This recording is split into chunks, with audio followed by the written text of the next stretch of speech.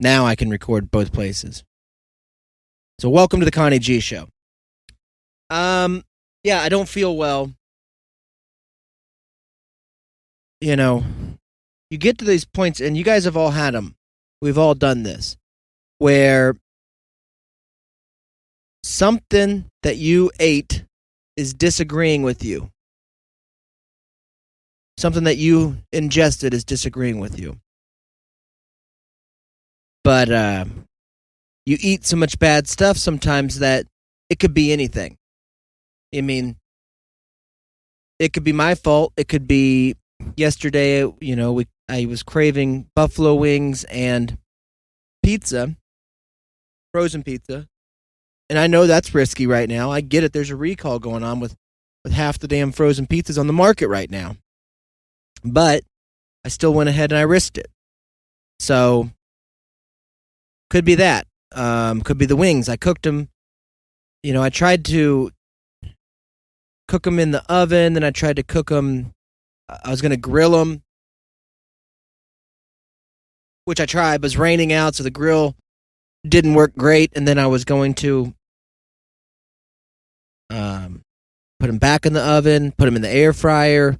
They turned out okay, but it took about 14 different steps. And they're not even chicken wings, they were drumsticks, because apparently there's a chicken wing shortage going on. So, point is, it could be that. It could be, I had a salad bar lunch today, and there was some questionable noodles I ate at it. So, that's possible. Could just be the water. Whatever it is, I don't know if you're like me, but every once in a while you have a feeling you might have an accident. That's how I feel. So, I might have an accident. Wouldn't be the first time. That's why it's called an accident. I didn't make up the word. It's good to be here, though, back in the shed. It was good to see Shannon today. We got a lot of interesting things to tell you guys about when we can, and I can't wait to tell you. It's a big day tomorrow for that. A little bit nervous about it, but not, there's nothing I can really do about it, so there's no sense in getting super duper nervous, but just ready to continue moving the ball down the court, or moving the ball up the field, or whatever the phrase is that you're supposed to say, to prove that you are an adult in this life. So I'm working on those things. I didn't feel particularly great yesterday either. I did a lot of thinking, and okay, I have a few notes, and I don't know how much I can get to.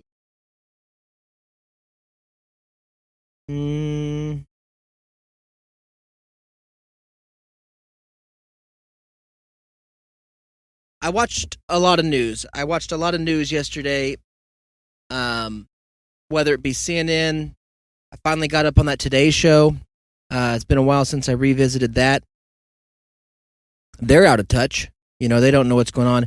But it seemed that everybody yesterday was talking about the rocket, the Artemis rocket, that was going to... it wasn't taking anybody to the moon. It was a test flight to see if NASA can still make a rocket that can go into outer space and eventually get to the moon. And I guess that's the plan. They're wanting to take people to the moon. I don't know why. It's billions and billions of dollars at this thing. It's like over budget. And it was, every news station was talking about why it didn't launch yesterday. And apparently there was an engine failure. And if you watched as much news about it as I did, you know a lot about the R25 engine, and the fuel was supposed to be a certain temperature, and it didn't reach that temperature, so they had to, stop the takeoff. They couldn't do it. Stop the countdown. And then it's like, well, we might be able to launch it Friday. If not Friday, then Monday. And if not Monday, it could be months. We're not sure. And I don't know.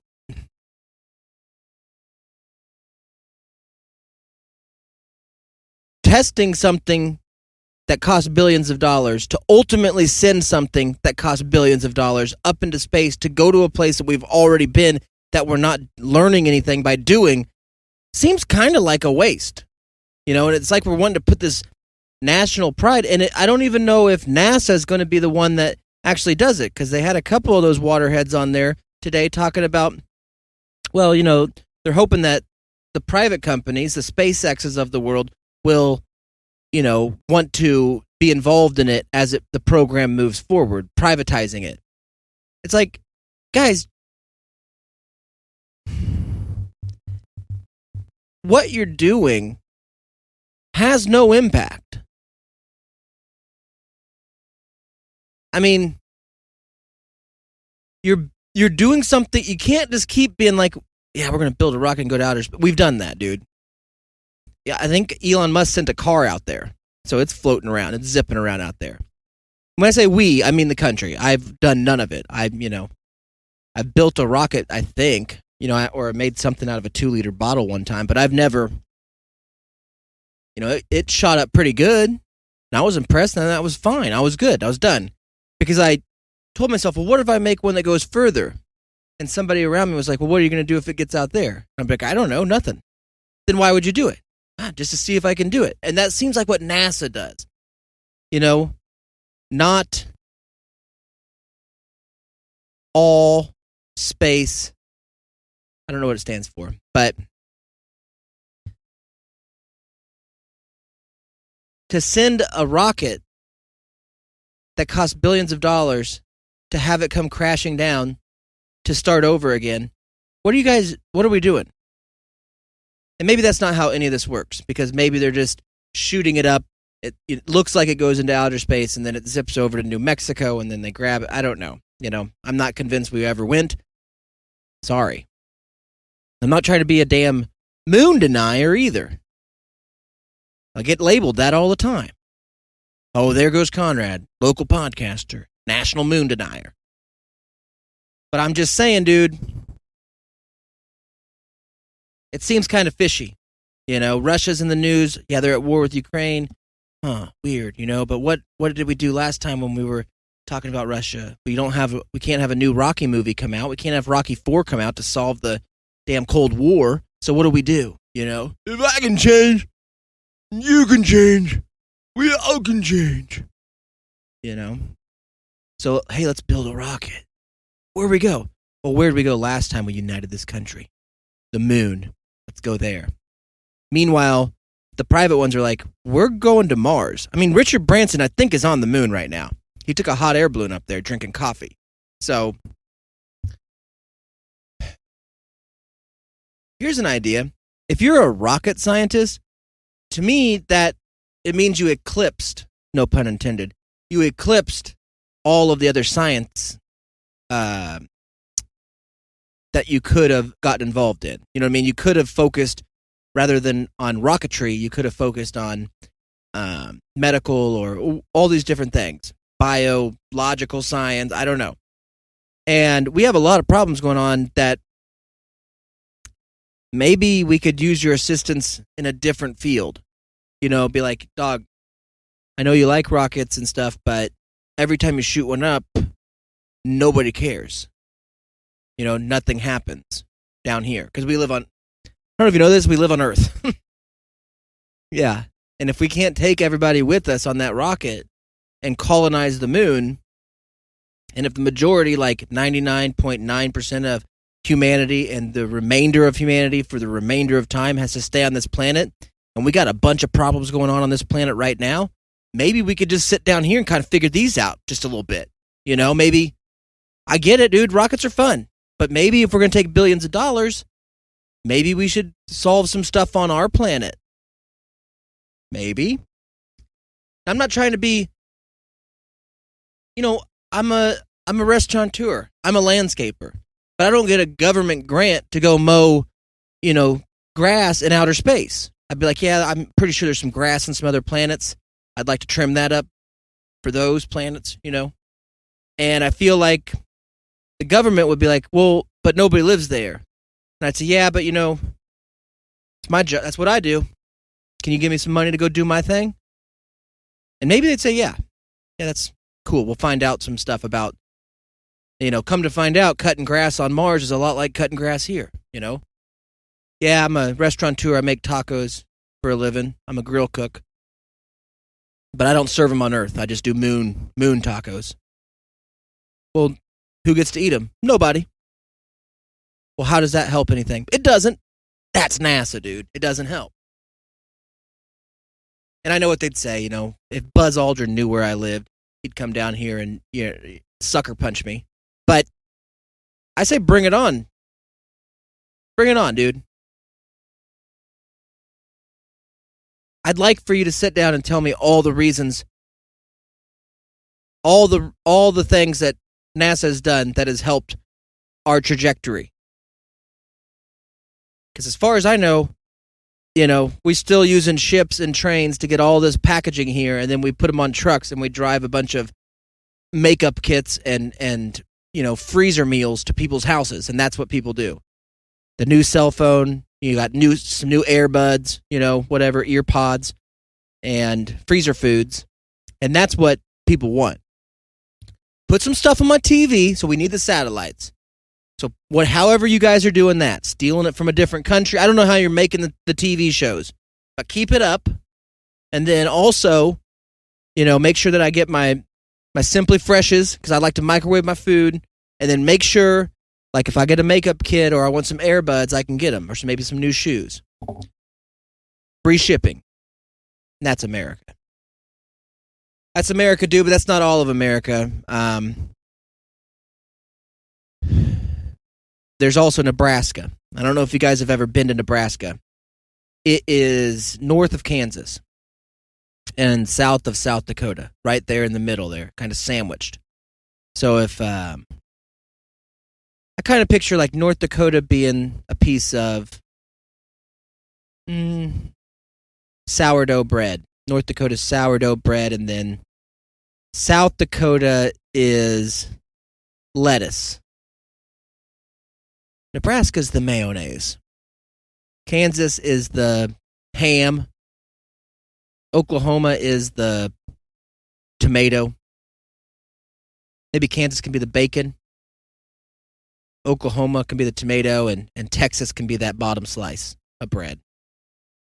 But there's a gentleman in Nebraska that was a pumpkin farmer. That was his life, dude. And that makes more sense than going to space. But he was a pumpkin farmer. And he wanted to grow a pumpkin that he could carve out, get inside, and then paddle it for miles. Some world record. Got the story here. So, if you're not hip to this knowledge, dude, sorry, but over the weekend, the Nebraska Cornhuskers went to Ireland to play football against the Northwestern, whatever they are, Grizzlies. I don't know what their mascot is, Northwestern. So they get there, they're supposed to win. I think they beat Northwestern by 50 points last year. And they're supposed to be a better team. They got some transfers. They've had a head coach, this Scott Frost guy, who looks like a mixture of John Cena and give me a good white flat top guy. Dolph Lundgren, I guess. Looks real Russian. And so they get to Ireland. They wander around there. Just a bunch of people, bunch of Nebraskans, big foreheads, wandering around Ireland trying to use cash. But getting a real taste of the culture. A lot of these people probably have roots back there in Ireland, so that's cool. But they get to the stadium and they start playing football, and come to find out, they're not that good anymore. They're about the same as they were. I think they won like 4 games last year, and they're about the same as they were last year. And they lost. They ended up losing this game, 31-28. And I didn't watch the game, the whole entire game. I did watch because they replayed it last night. I watched the probably first 6 minutes of the game. They looked good on their first drive, and then. But here's the issue, bud. I can fix it for you if you want me to. I could You know, I watched your defense, and 8 of the players on your defense were Caucasian.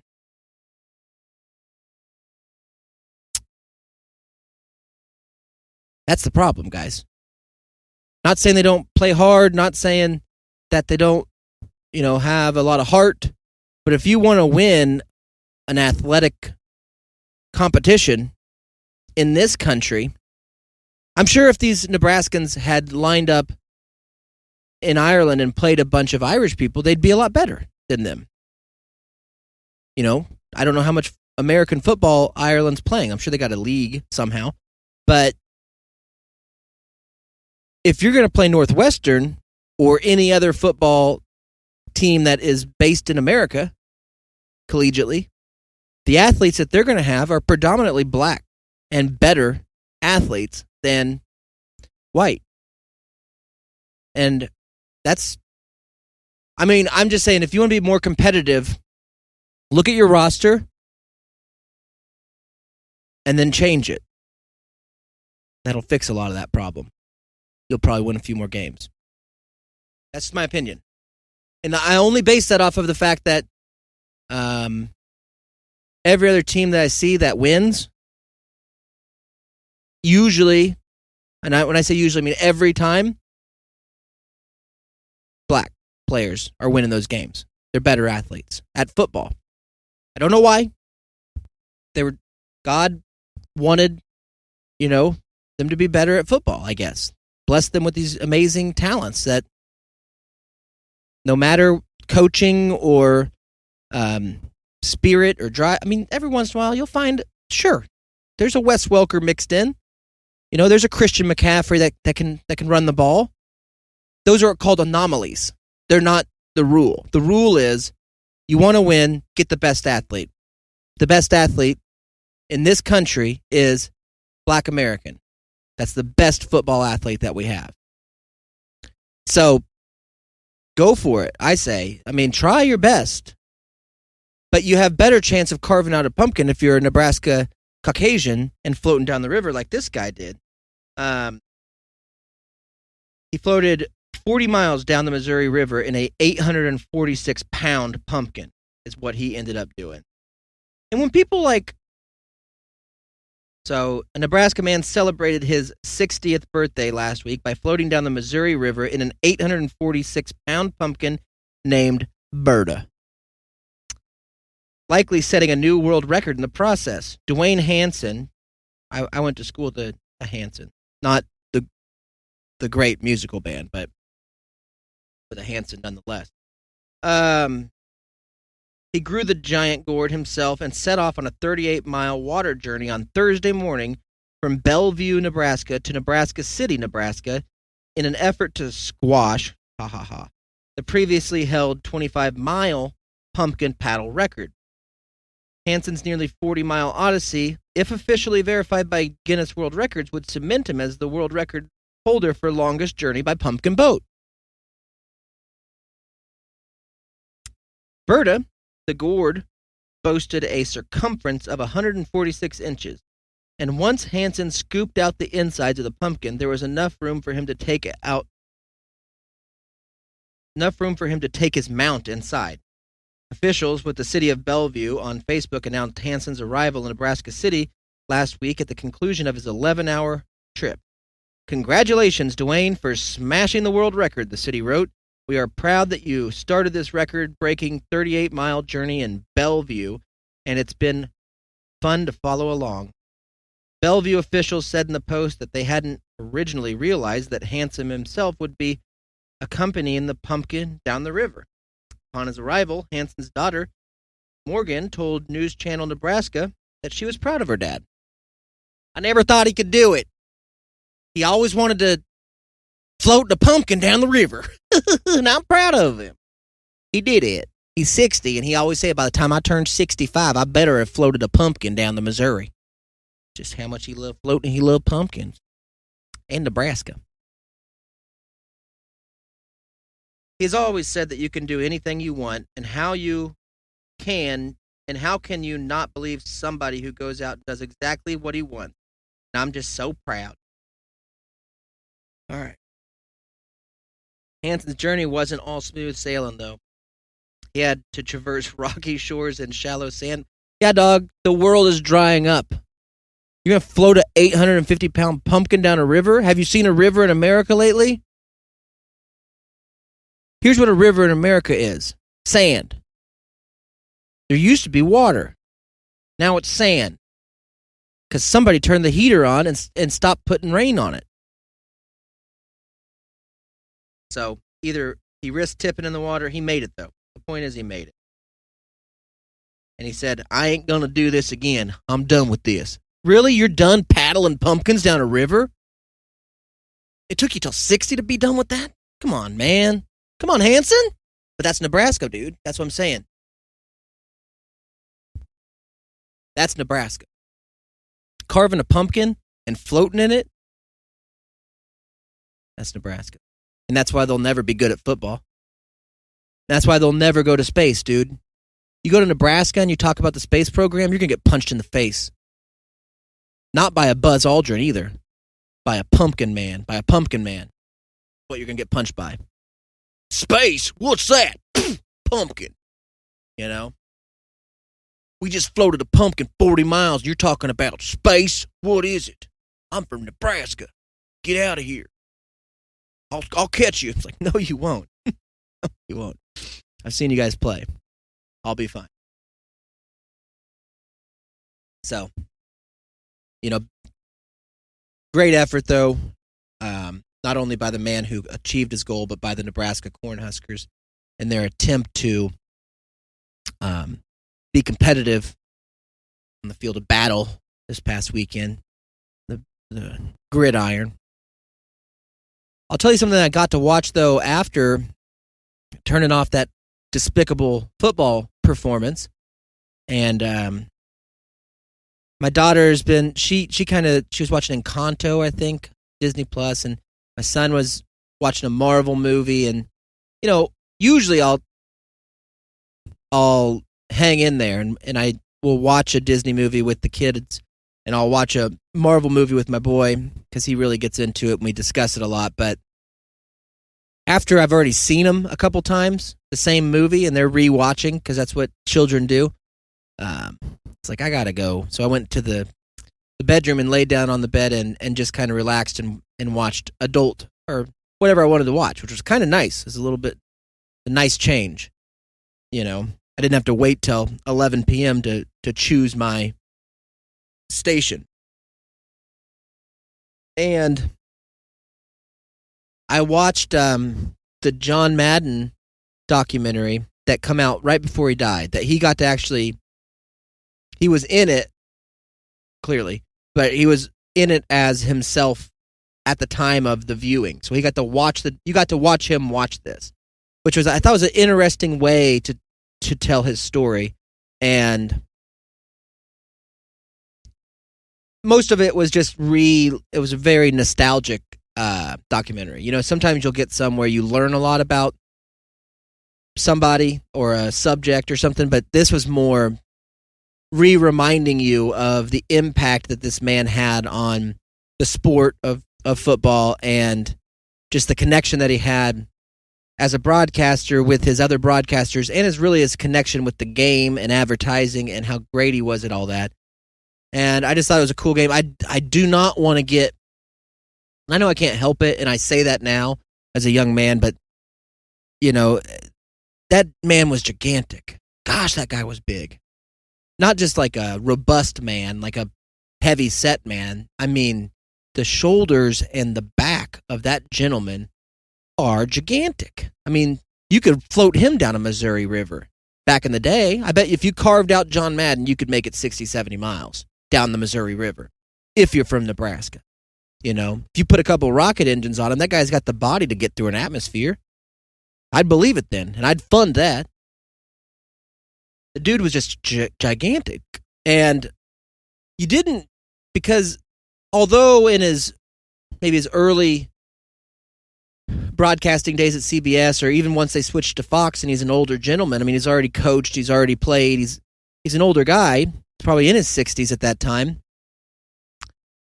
But the shots of him in the booth don't give good context into how enormous this man was. But when he was walking into restaurants, and a lot of the footage they were showing of him on the bus and walking into restaurants and all that stuff, it's like, geez Louise. You know, they're like, he had a presence when he walked in the room. It's like, yeah, because a mountain just walked in. You know, that's a presence, baby.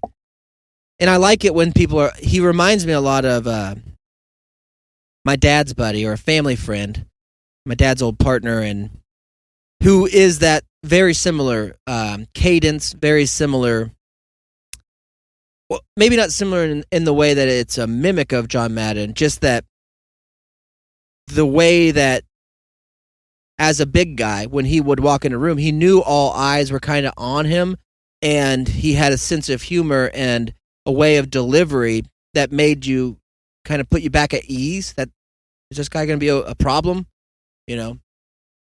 I think John Madden kind of just naturally had to do that. And people were always amazed at his skill behind the camera, but I think a lot of that had to do with that if you're that big of a person, you have to get used to setting. Everyone you meet is your audience when you're that big, because everyone's amazed that you exist as a giant that walks among Earth. And so you have to have a way of speaking that makes them feel comfortable to be around you. And that's what he did that his whole life, and then used it in his broadcasting career and his friendships and stuff. And it was just, I thought it was a really good documentary. If you haven't watched it, it seems that they're replaying it here as the lead up to this new football season is happening. And I would recommend that you watch it. But another thing because here's what's great. I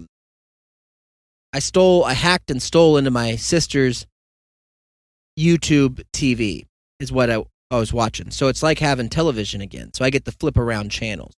And I forget that was, speaking of nostalgia, that was my favorite thing to do when I had cable. There was a brief moment in my adult life where I lived at the Blumpkin in Hayesville, Kansas, and I'd bought it from my brother. My brother still lived there. It was like kind of this wild, party house in the middle of the wrong side of the tracks, a tiny little hut that we redid. And anyways, at some point when I started getting more serious with my now wife, and she was staying over more, and we were going to buy the house and all that stuff, and probably have to kick out the roommates and be adults and all that stuff. But before we did that, I got AT&T Uverse TV, and I had it just in my room. It was mine. So I had cable in my room. I wasn't paying for the remainder of the house, and I had a window unit in my room, and I called it the Oasis, and I had it all set up, so if you came over the house, sure, you're going to see some stuff you don't want to see. You're going to see a passed out, probably adolescent person there that had been overserved. You're going to see some dishes and some stuff, maybe some rotting stuff. They're going to have some smells when you walk in. That's going to happen. But come over to the Oasis. If you walk into my room, it's like walking into a hotel room. Beautiful, beautiful, beautiful. Probably overselling it a bit. But I do remember, like, on rainy days or, getting home from cutting grass all day, just clicking on that Uverse TV and just, never watching anything. That was so great. Just flicking channels. Like, what are you going to watch? I don't know. I'm going to do this for about 2 hours and probably fall asleep. And that's what I would do. And I'd watch like 3 minutes of something, get just the gist of it. And so I felt like I got to relive that yesterday a little bit, and it was fun. And when I get done doing this and I get these uploaded, I'm going to go do it tonight. That's going to happen. So one of the channels I stumbled on, and only stayed for a minute, it was called, it's like French cooking. It's on some sort of cooking channel, but French cooking. I thought, well, these idiots don't know how to cook. Let's see what they're doing.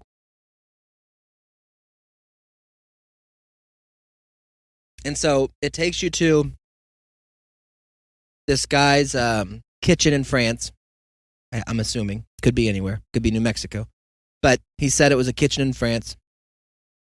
And he is making a cheesecake, is what he's making for this episode's recipe. So when I tuned in, he was with his hands crumbling up all the graham cracker. He's crumbling all that up and putting it in the bowl, make it real. He's like, that's the texture you want. Didn't have I don't know a French accent. Didn't have a great one. That's the texture you want right there. He's wearing a sweater. I don't think he lived in a beautiful home. And I don't think they even use central heat and air over there.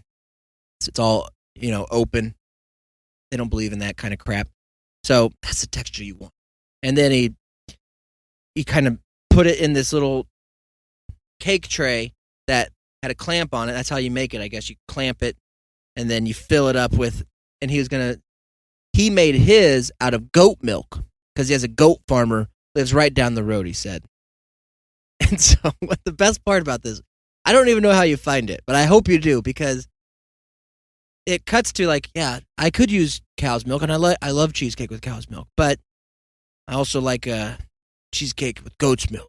It gives it a different texture. I don't even know if I've had goat cheese. It's awful.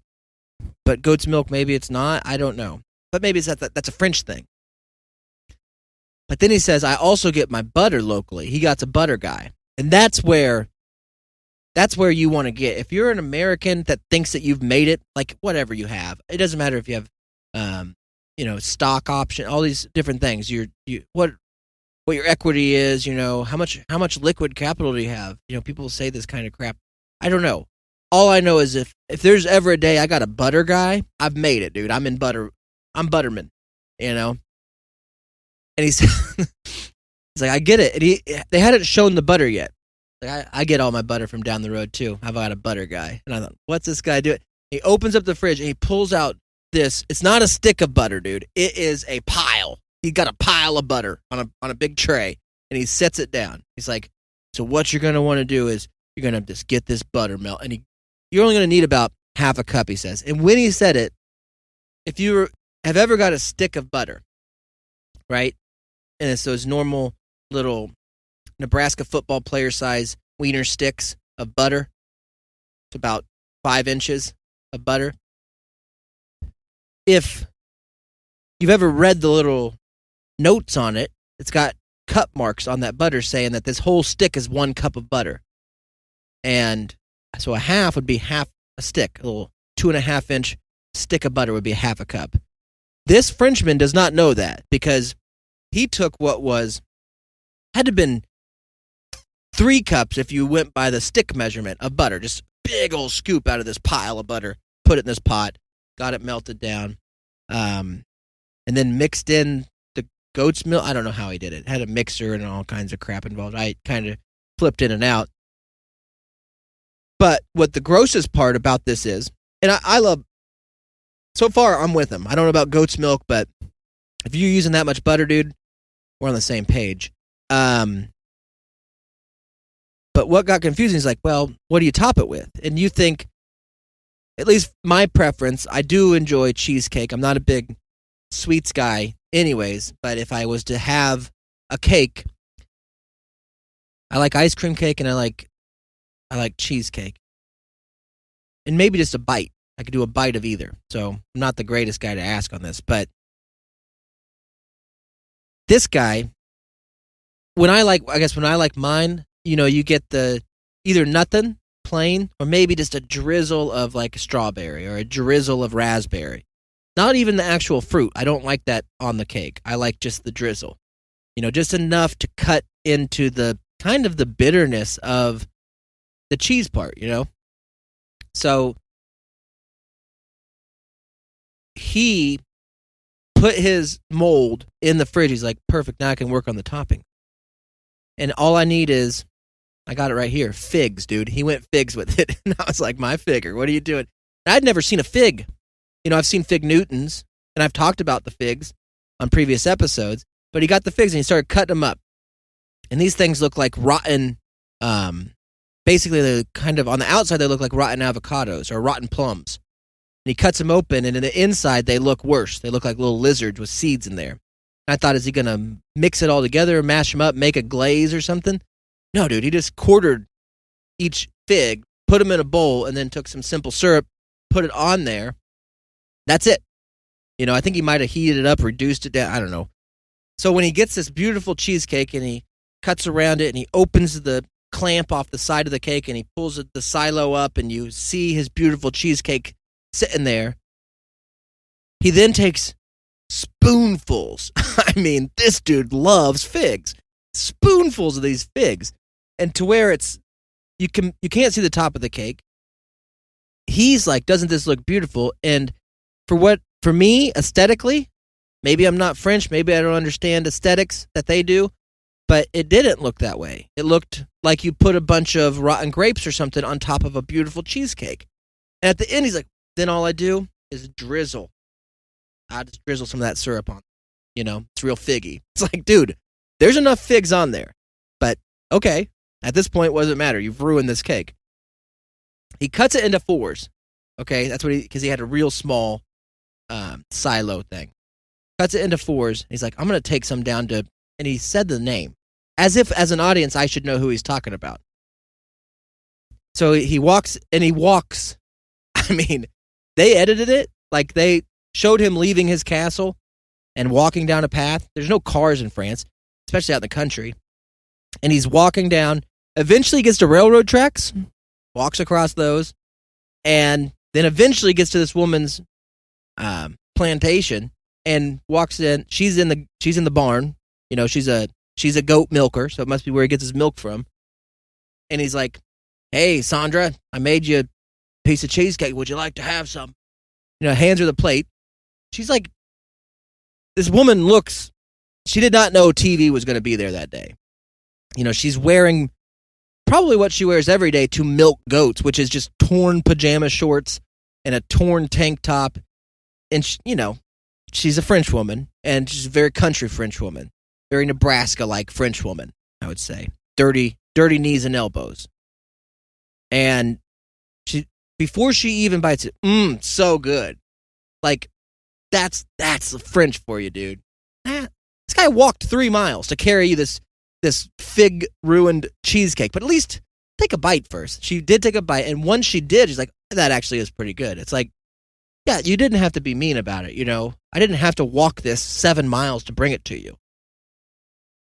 But she was mean, and she ate, but she did have a couple more bites. So, and that turned it back to the John Madden thing. And I was like, there you go, man. That's the French. And what he's not thinking about is rockets. Nope. I don't know if France has ever been to space. But guess what? It's been around a lot longer than the United States. And it'll probably be around after because they're not worried about stuff that doesn't matter, dude. Wait a minute. What are we doing here? We're trying to get to the moon? For what?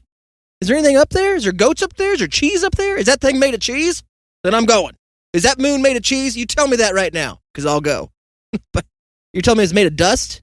Then no, I'm not. I'm out. You can't breathe and it's made of dust? Why are we going? Just one observation. The only other thing is, dude, Serena Williams.